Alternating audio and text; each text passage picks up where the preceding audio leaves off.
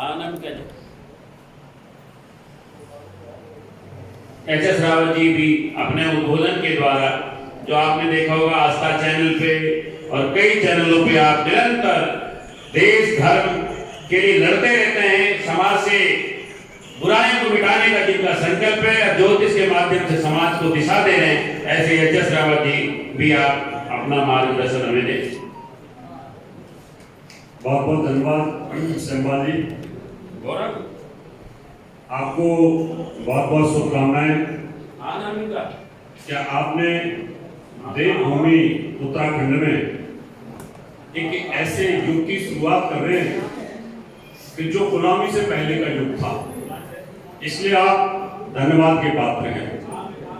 यहाँ पर मंच पर उपस्थित अभी जिनको आप सुन रहे थे, ज्ञानपूर्ण वाणी, ओजस्वी वाणी आदरणीय आचार्य अनिल भट्ट जी, जो लगातार 25-30 सालों से हमारे साथ आस्था टीवी पर चलते रहे। उनके बगल में विराजमान महामंडलेश्वर संत कमल किशोर जी और संयुक्त सचिव शिक्षा विभाग में आनंद भारद्वाज जी, और मेरे सामने उपस्थित इस धर्म सभागार में सभी बहनों भाइयों, आज जो गुरुकुल की स्थापना होकर के शुभारंभ हुआ है, पहले मैं बताना चाहूंगा कि गुरुकुल के अंदर जो ज्योतिष, वास्तु, वेदों का अध्ययन और जो हमारे पौराणिक शास्त्रों का अध्ययन, ये क्यों जरूरी है? गुरुकुल के अंदर और स्कूली पढ़ाई में फर्क क्या है? स्कूली पढ़ाई में बच्चों को सिर्फ विद्या दी जाती है, एजुकेशन दी जाती है। क्या आप साइंस की एजुकेशन क्या? हमारे बीच में विधायक जी आ चुके हैं, बहुत बहुत धन्यवाद, तालियों के साथ स्वागत। बत्रा जी हमारे बीच में आ चुके हैं।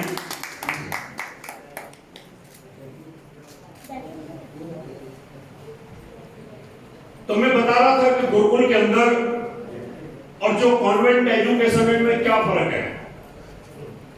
कॉन्वेंट एजुकेशन के अंदर आपको शिक्षा मिलेगी, एजुकेशन मिलेगी, और गुरुकुल के अंदर बच्चों को एक कुंदन बनाया जाता है, उनमें संस्कार डाले जाते हैं, जो हमारी वैदिक परंपरा, उसका जो ज्ञान है वो सिखाया जाता है। बच्चा फ्रेश होता है, उसके दिमाग की जो हार्ड डिस्क होती है वो एकदम नीट एंड क्लीन होती है।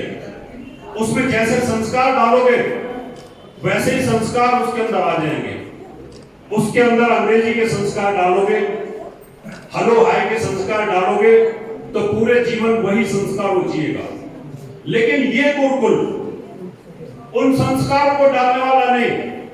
आपके जो बच्चे इसके अंदर पढ़ेंगे, जो अध्ययन लेंगे, जिस दिन से बच्चा गर्भ में जन्म लेता है और जब तक वो वेद, आरंभ और विद्या कंप्लीट करता है, तब तक उसको पूरा अध्ययन कराया जाता है।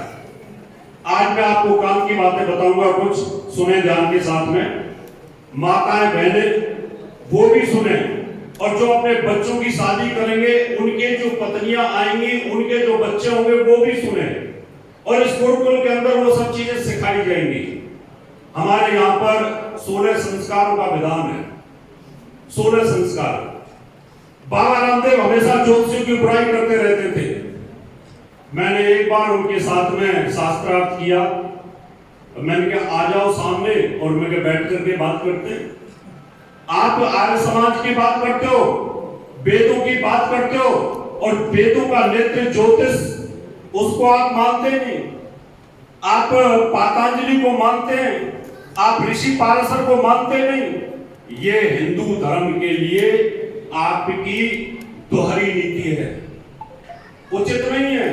क्या वेदों में 16 संस्कार नहीं है?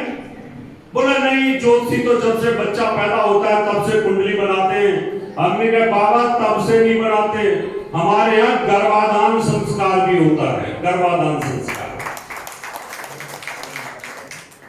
जैसे किसान खेती को तैयार करता है, उसकी जुताई करता है, गुड़ाई करता है, पानी देता है, फिर उसको चेक करता है, और जब देख लेता है कि जो जमीन है अब ये बोने लायक हो गई है, तो उसके अंदर जो पौधा पैदा होता है, फसल जो पैदा होती है, वो शानदार होती है। हमारा वेद और हमारा गुरुकुल ये सिखाएगा, जिस दिन आपकी शादी हो जाए और शादी होने के बाद आपको अपनी संतान का फल, एक ऐसा फल चाहिए जो फसल का फल होता है। आपको एक उत्तम कोटि की संतान चाहिए, आपको ऋषि के तुल्य संतान चाहिए। आपको चाहते हो कि आपका बच्चा अंबानी बने, आप चाहते हो कि अमिताभ बच्चन जैसा कलाकार बने, आप चाहते हैं देश का मुख्यमंत्री बने, प्रधानमंत्री बने, तो वो गुरुकुल के अंदर ही सिखाया जा सकता है। गुरुकुल ही बताएगा, और ज्योतिष आपको इस बात की जानकारी देगी कि गर्भाधान संस्कार होता क्या है। उत्तम समय, जब ग्रह गोचरों की स्थिति बहुत अच्छी हो, जैसे अभी आज पूर्णिमा चल रही है, कल से पूर्णिमा चालू हुई, इस समय की जो स्थिति होती है, शरद पूर्णिमा के दिन अमृत वर्षा करता है चंद्रमा, पृथ्वी लोक के ऊपर अमृत वर्षा है, मनों के अंदर भी अमृत की मात्रा बढ़ी हुई है। और अगर उत्तम समय पर गर्भाधान हो और उत्तम तिथियों में बच्चा कंसीव करे और उत्तम नक्षत्रों में, उत्तम ग्रहों में कोई बच्चा कंसीव करे, तो गर्भ के अंदर पल रहा बच्चा अभिमन्यु की तरह पूरी मेमोरी ले लेता है। हमने कहा बाबा रामदेव को, मैं कहा बाबा रामदेव, मैं गर्भाधान संस्कार ज्योतिष में होता है और 16 संस्कार होते हैं। 16 संस्कार इस गुरुकुल में पढ़ाए जाएंगे। धन्यवाद के पात्र हैं रमेश सेमवाल जी, उनके दिमाग में ये बात आई कि मुझे गुरुकुल की स्थापना करनी चाहिए। समय लगता है इन चीजों में, समय इसलिए लगता है कि 800 वर्ष गुलाम रहे, 800 वर्ष तक लगातार हमारी संस्कृति को नष्ट किया गया। पिछले 200-250 वर्षों में जितनी संस्कृति को नष्ट किया गया, बहुत ज्यादा किया गया। देश आजाद होने के बावजूद भी हमारी संस्कृति उठ नहीं पाई। हमारे अंदर एक मानसिकता बैठ गई है कि हम अच्छी इंग्लिश बोलेंगे तो हम पढ़े लिखे हैं। कोई 10वीं फेल अच्छी इंग्लिश बोल ले तो उसको नौकरी मिल जाती है, और डबल MA PhD संस्कृत से हो तो उसको 10,000 की नौकरी नहीं मिलती है। ये हाल देश का हो गया है। ये आज यहाँ पर हिंदी से पढ़ने वाले डबल MA PhD बेचारे अभी ज्योतिष सीख रहे हैं हमारे पास में, और वो जाकर के अपना खर्चा चला रहे हैं। इस देश की स्थिति बन चुकी है। इसलिए जब 16 संस्कार हैं, 16 संस्कारों में से 6 संस्कार तो ऐसे हैं जो गुरुकुल के अंदर विद्यार्थी की नींव होते हैं, यानी उसको ऐसा मजबूत बनाते हैं, उसके जीवन को कुंदन बना देते हैं वो संस्कार। यानी जब बच्चा पैदा हो जाता है तो पहला जो संस्कार होता है गर्भाधान होता है। तीसरे महीने, पहला दूसरा तीसरा महीना, जब तीसरा महीना होता है तो उस समय पुंसवन संस्कार होता है। वो इसलिए होता है कि तीसरे महीने मां के गर्भ के अंदर आत्मा का प्रवेश होता है। जब घर के अंदर आत्मा आने वाली है, हमारे घर में अगर कोई स्वागत करने के लिए हम तैयार ना हो, हम दिल्ली से यहाँ पर आए, हम और आचार्य जी, अगर सेमवाल जी हमारा स्वागत न करें तो हमें तकलीफ तो होगी। और उन्होंने इतना शानदार स्वागत किया तो मन प्रसन्न हो गया था। तो मां के गर्भ में तीसरे महीने जब बच्चा आता है तो उस समय आत्मा आती है। पहले दूसरे तीसरे महीने के अंदर ऐसा हमारे शास्त्र बोलते हैं कि उसमें आत्मा का प्रवेश नहीं होता। तीसरे महीने के अंत में, चौथे महीने की शुरुआत में आत्मा का प्रवेश होता है। आत्मा दिव्य हो, आत्मा उच्च कोटि की हो, आत्मा सतोगुणी हो, तो हम उस समय वेद मंत्रों के माध्यम से तीसरे महीने पुंसवन संस्कार करते हैं कि हे प्रभु, इस अंतरिक्ष में जो आत्माएं रमण कर रही हैं, इस देव भूमि पर जो आत्मा रमण कर रही हैं, इस उत्तराखंड के हिमालय पर्वत में जो बड़े बड़े ऋषि तपस्या कर रहे हैं, उन ऋषियों में से कोई आत्मा हमारे घर के अंदर अगर आ जाए तो हमें बड़ा आनंद आएगा, बहुत अच्छा फील होगा। इसलिए तीसरा संस्कार किया जाता है। चौथा संस्कार, तीसरा संस्कार, दूसरा संस्कार एक पुंसवन, तीसरा संस्कार। आइए मेरे स्वामी जी, एक बार तालियों के साथ स्वागत।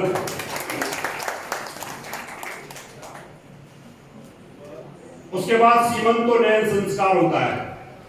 सीमंतोन्नयन संस्कार 6ठे महीने किया जाता है। सुन लें इसको, क्योंकि शादियां तो आपके बेटों की होनी है और बेटियों की भी होनी है, और वो कंसीव भी करेंगे, गर्भ धारण भी करेंगे, और उनके आने वाले बच्चे महान हों। ये अब आपका दायित्व बनता है इस गुरुकुल के माध्यम से कि आप समय समय पर यहां से जानकारी लेते रहे। 6ठे महीने के अंदर ये संस्कार किया जाता है, और वो इसलिए किया जाता है कि 6ठे महीने में जब बच्चा मां के गर्भ में होता है तो उस समय दुरा आत्माएं, जो दुष्ट प्रवृत्ति की आत्माएं होती हैं, जो तमोगुणी आत्माएं होती हैं, आत्मा 3 प्रकार की होती है, तमोगुणी होती है, रजोगुणी होती है, सतोगुणी होती है। तो तमोगुणी आत्माएं उस समय अटैक करती हैं, मां के गर्भ के ऊपर उस समय हमला करती हैं कि उस गर्भ को नष्ट कर दिया जाए। इसलिए 6ठे महीने बच्चे की सुरक्षा के लिए फिर एक हवन किया जाता है कि कोई भी दुरात्मा, कोई बुरी आत्मा मां के गर्भ के ऊपर अटैक ना करे और बच्चा सुरक्षित रहे। उसके बाद चौथा संस्कार हम जात कर्म संस्कार करते हैं। जब बच्चा बाहर आता है, नाक काटना होता है, उस समय संस्कार किया जाता है। उसके बाद में नामकरण संस्कार होता है, फिर उसके बाद अन्न प्रशासन संस्कार होता है, उसके बाद सीमंतोन्नयन संस्कार होते हैं। अब जब बच्चे का मुंडन हो जाए, चलने फिरने लगे, जब हम उसको बाहर लेके आते हैं, जब वो पढ़ाई के लायक 3 से 4 साल का हो जाता है, तो विद्या आरंभ, ये संस्कार चालू होता है यहां से, और उसकी शुरुआत होती है गुरुकुल से। कि बच्चे को गुरुकुल में रखा, गुरुकुल के अंदर उसको जानकारी दी जाएगी कि बेटा हमारी संस्कृति क्या है, हम क्यों पढ़ रहे हैं, क्या हमारी पढ़ाई का उद्देश्य ये है कि हम सिर्फ अच्छी पढ़ाई करके नौकरी करेंगे, जीवन भर नौकरी करके निकाल देंगे, और उसके बाद रिटायरमेंट होकर के अपना ताश खेलेंगे, पार्क में घूमेंगे, और उसके बाद खत्म हो जाएंगे? क्या यही जीवन रह गया है? नहीं। उस आश्रम के अंदर, इस गुरुकुल के अंदर फिर यह सिखाया जाएगा कि आपकी कुंडली के अनुसार, आपकी कुंडली के अनुसार आपका जीवन का उद्देश्य क्या है, आप क्यों आए यहां पर। अभी संयम सचिव साहब बैठे हुए, विधायक बत्रा जी बैठे, अब बार बार विधायक हमारे बीच में हैं और बनते हैं, अब मिनिस्टर बन जाए, मुख्यमंत्री भी बन जाएंगे, उसके बाद क्या, उसके बाद कहां जाएंगे, अब तपस्या करने तो जाएंगे नहीं, जाएंगे, बहुत अच्छी बात है।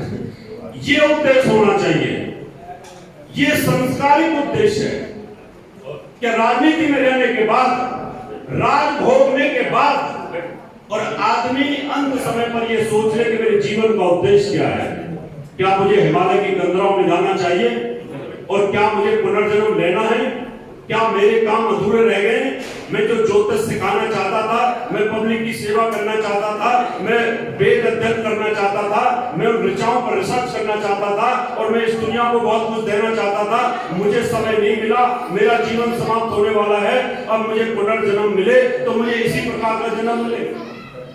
इस सोच के साथ में फिर हम गुरुकुल के अंदर ये चीजें सिखाते हैं। वेद आरंभ की शिक्षा, विद्या आरंभ की शिक्षा।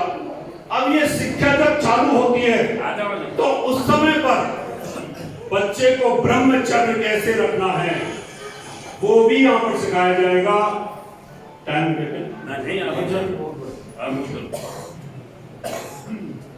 हमारे यहाँ पर गवर्नमेंट स्कूल में बच्चा चला गया, उसको फर्राटेदार इंग्लिश बोलनी सिखा दी गई, लेकिन यहाँ पर जब बच्चा पढ़ेगा, बच्चे की पढ़ाई में दिक्कत न हो, उसकी मेमोरी बहुत अच्छी रहे, तो हमारे यहाँ कर्ण छेदन का संस्कार भी होता है कि बच्चे का कान छेदा जाता है।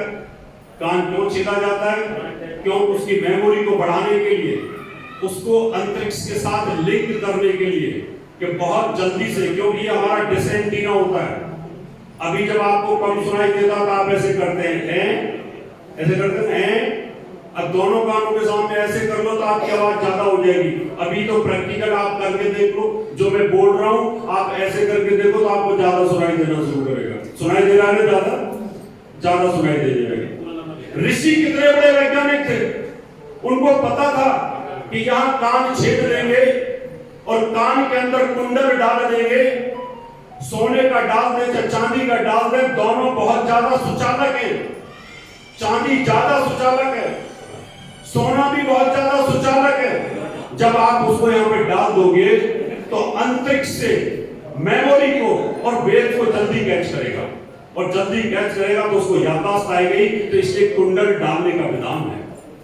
कुंडल ऐसे नहीं डाला जाता कि भाई आपने कमंडल हाथ में ले लिया, कुंडल यहाँ पे डाल लिया और मांगने चले गए, नहीं।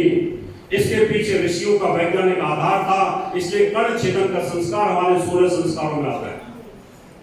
उसके बाद में हमारे यहाँ तो अगर कॉन्वेंट में बच्चा तिलक लगा के चला जाए तो उसको पीटते कि तू कॉन्वेंट में पढ़ रहा और तिलक लगा के आ गया, और हमने कोई स्टोन बता दिया तो उसको उठा के फेंक देते हैं क्रिश्चियन लोग, और दूसरे लोग उसको उठा के फेंक देते हैं, ये नहीं चलेगा।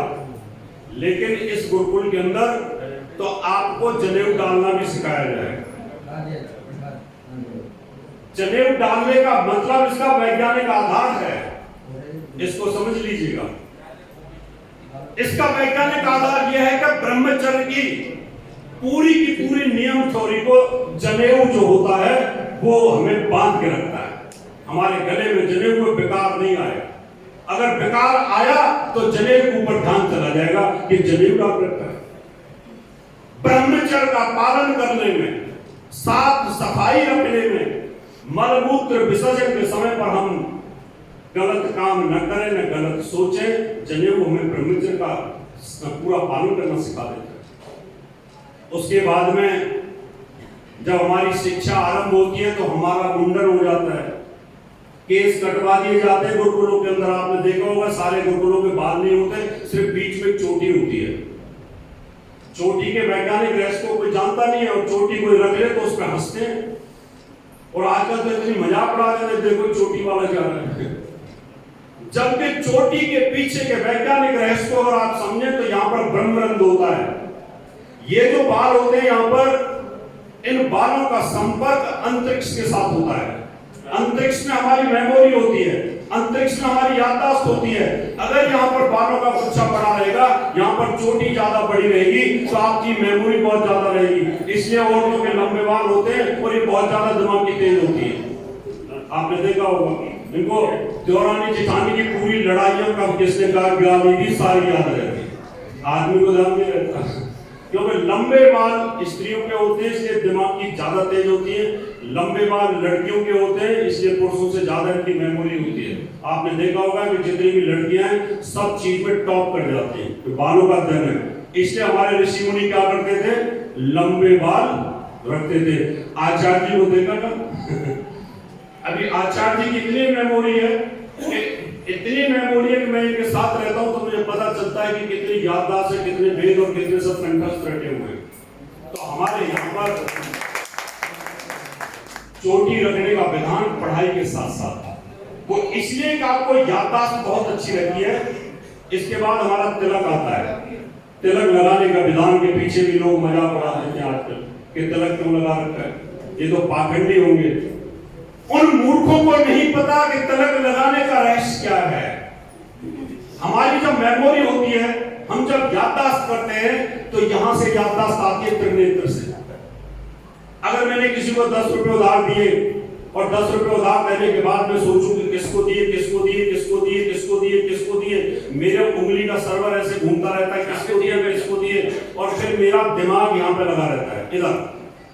यानी यहां पर त्रिनेत्र के ऊपर जोर पड़ता है और त्रिनेत्र के ऊपर हीट पैदा होती है। अगर तिलक लगा हुआ है, चंदन लगा हुआ है, केसर लगा हुआ है तो आपकी ये जो त्रिनेत्र है वो गर्म नहीं होगा।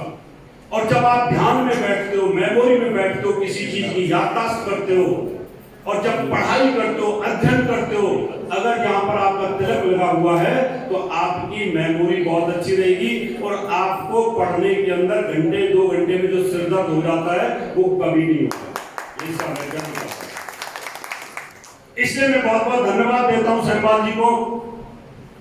भगवान ने आपको एक ऐसी प्रज्ञा बुद्धि दी कि आपने इस धर्म क्षेत्र में, इस देव भूमि के अंदर नवग्रह की स्थापना यहाँ पे की। और आज बहुत शुभ घड़ी शुभ मुहूर्त में ये महर्षि पारसर ज्योतिष गुरुकुलम की स्थापना हो रही है। इसके लिए आप बहुत बधाई के पात्र हैं। ज्योतिष की क्लासेस के लिए जब भी आपको मेरी जरूरत होगी, आचार्य जी की जरूरत होगी, फ्री ऑफ कॉस्ट कराऊंगा।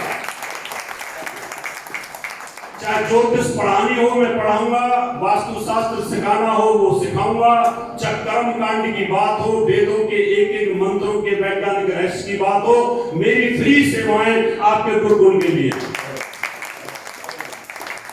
और मैं यहाँ देवभूमि पर सभी लोगों को अनुरोध करूंगा कि इस प्रकार के धार्मिक कार्य कभी किसी एक आदमी से नहीं हुआ करते, इसमें सबका सहयोग होता है।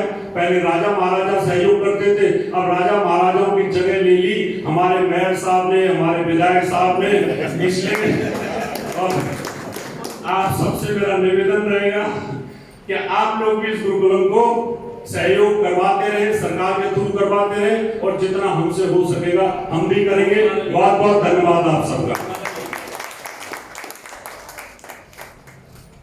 बहुत बहुत धन्यवाद डॉक्टर एच.एस. रावत जी। आप आचार्य अनिल वत्स जी और डॉक्टर रावत जी के लिए जोरदार तालियां। इन्होंने कागज में सागर भरने का काम किया है, और मैं पिछले कई दिनों से लोगों को व्हाट्सएप पे, फेसबुक पे, ट्विटर पे बुला रहा था कि आओ आओ।